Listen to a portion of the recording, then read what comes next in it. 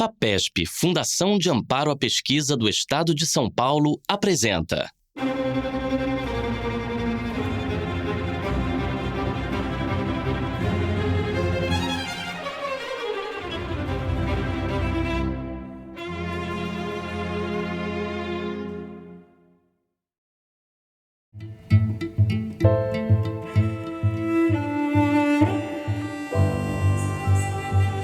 Essa jornada do paciente na luta contra o câncer é uma jornada complexa que exige um maestro, digamos assim, que em geral é um oncologista, porque esse paciente ele passa por várias etapas. Ele passa pela etapa da cirurgia, por exemplo, de um tumor, se for um tumor inicial, pequeno. Ele pode passar por uma etapa de radioterapia e à medida que o tempo passa, o paciente com os tumores se tornando mais agressivo, acaba o paciente indo para quimioterapia, mas isso é tudo muito complexo. Pode ser que o paciente comece essa jornada já com quimioterapia, tudo depende do tipo de tumor, do grau de avanço que está ou não aquele tumor.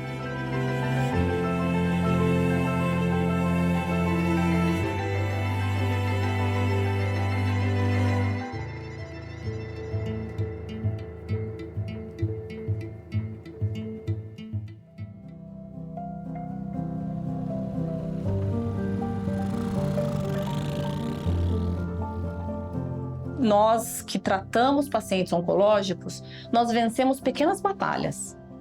Existem tumores que, de fato, nós conseguimos ter um ganho de sobrevida muito longo. Ou, por exemplo, se você pega um tumor inicial, você pode eliminar aquele tumor e você fica livre dele. Mas um paciente que tem um tumor e que começa um tratamento porque é um tumor mais agressivo, nós vamos instituir várias linhas de tratamento ao longo de anos, é como se fosse uma doença crônica.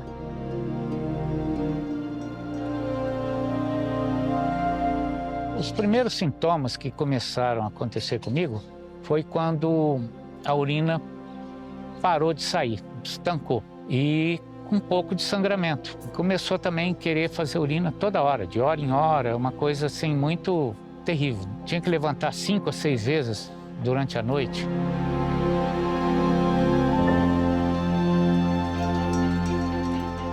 O que faz o CâncerTera, Centro de Pesquisa em Teranóstica? Então, teranóstico, juntando as duas palavras, né? Terapia, que é o tratamento, com diagnóstico. O que significa isso? Significa identificar uma molécula e usar essa molécula tanto para fazer imagens e diagnosticar um câncer, por exemplo, um tumor, como para tratar esse tumor. E como é que nós fazemos isso com a medicina nuclear? A medicina nuclear, ela é justamente uma especialidade que se dedica a estudar moléculas individuais no corpo. Como essas moléculas individuais se distribuem no corpo. Então, o que nós pretendemos fazer no nosso centro? É escolher moléculas específicas que se acumulem em alguns tipos de câncer. Daí nós podemos colocar um átomo radioativo nessa molécula com uma radiação fraquinha que permita fazer imagem. Essa combinação, que é o radiofármaco, nós podemos utilizar tanto para diagnóstico quanto para tratamento. Qual é a diferença? A molécula é a mesma, mas eu posso utilizar um radioisótopo com propriedades para fazer uma imagem diagnóstica, energia baixa, que libera um fóton gama, ou eu posso utilizar esse mesmo fármaco acoplando um radioisótopo com propriedades terapêuticas.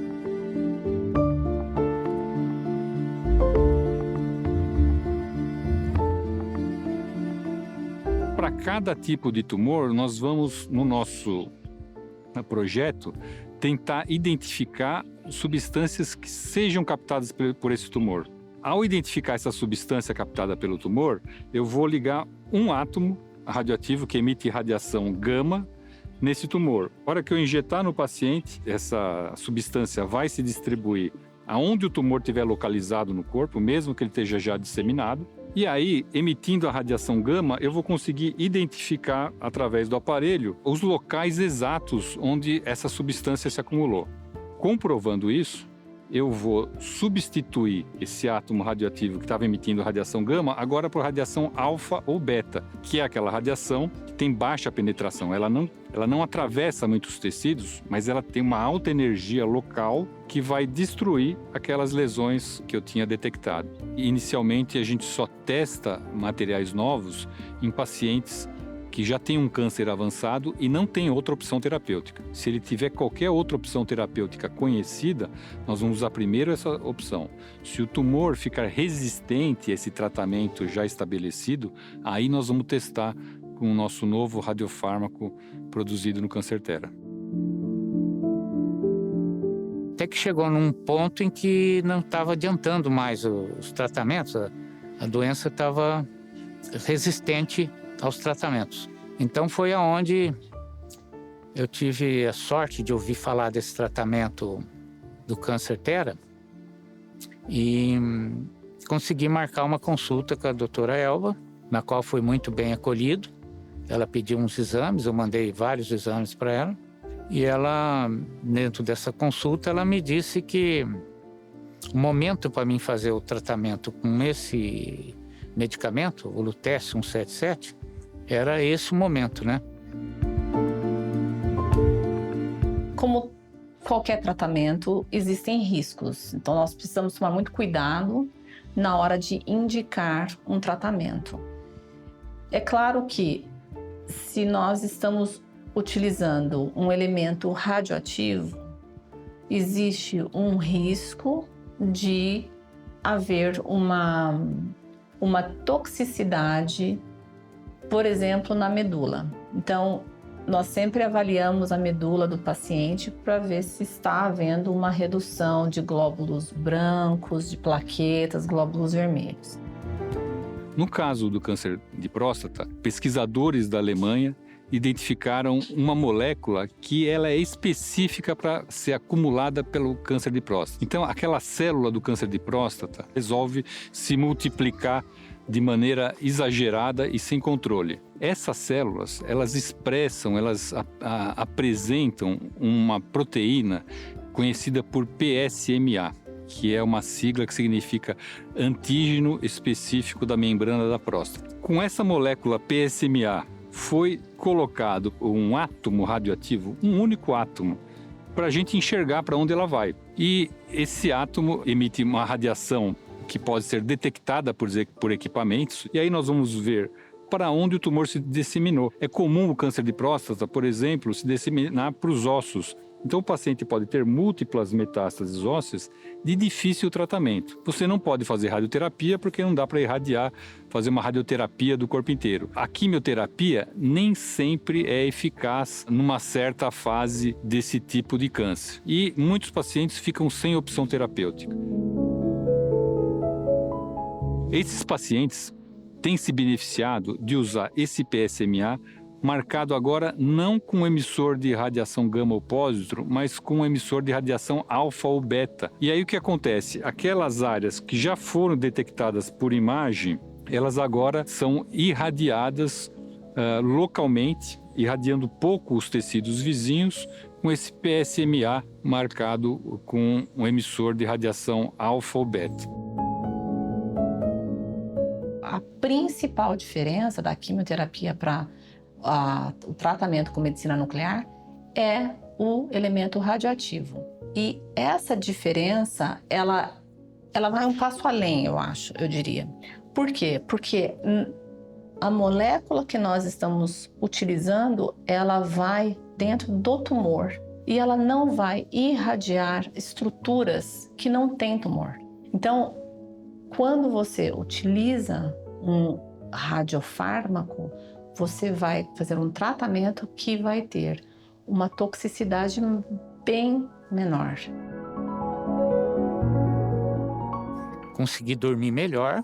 Eu hoje durmo. Antes eu não conseguia dormir, levantar de hora em hora durante a noite, até pegar no sono de novo, já era hora, já tinha que levantar de novo. Então foi um impacto, trouxe felicidade para mim, trouxe esperança de que minha vida voltou ao normal. Eu passei a ter mais vontade de sair, porque com esse negócio de não ter controle urinário, você fica sem vontade de ir nos lugares, sem vontade de viajar, porque como é que você vai fazer? Parar de hora em hora? Então, acho que essa parte impactou. O principal mesmo foi cortar aquele sangramento, que aquilo me incomodava demais.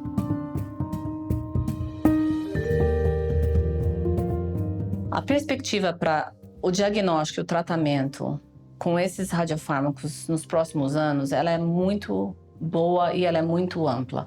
Cada vez mais, os radiofármacos no modelo teranóstico estão sendo utilizados, estão sendo desenvolvidos para serem utilizados. Isso porque, de fato, você consegue atingir um alvo de uma forma eficiente para um paciente específico. Então, uma medicina personalizada em que você acaba reduzindo o custo, porque você consegue fazer um tratamento eficiente para aquele paciente. Passando por tudo que passei e porque eu estou vivendo agora, eu acho que os homens deveriam evitar de passar por tudo isso. Eu acho que se todo mundo se preocupar em fazer um exame preventivo, acompanhar melhor essa doença, eu acho que vai evitar muitas dores de cabeça e muito contratempo. Podemos divagar imaginando nós aqui onde estamos agora e há alguns milhares de anos atrás, o homem das cavernas descobrindo o fogo. Foi um avanço tecnológico, a descoberta do fogo, de como controlar o fogo, foi um avanço tecnológico, foi o primórdio da ciência. E esse desenvolvimento exponencial, esse desenvolvimento muito rápido que nós temos observado nos últimos anos, é devido ao desenvolvimento da ciência. Então, a sociedade só se aprimora, só cresce, só corrige os próprios erros que ela mesma cria através da ciência. A FAPESP, ela traz para a gente uma condição mais a longo prazo de conseguir desenvolver uma pesquisa com qualidade, que ela garante esse tempo. E a FAPESP, ela tem um papel interessante no auxílio de estimular a ciência para a população. Essas pesquisas que a FAPESP promovem, elas vão desenvolver o país, ajudam a desenvolver o país, elas ajudam ao longo do tempo com bolsistas, com pesquisadores que vão poder abraçar a ciência, porque se nós não tivermos a ciência muito forte num país, é um país que tem uma dificuldade de desenvolvimento. Então, a FAPESP tem um papel essencial, estratégico no desenvolvimento do nosso país.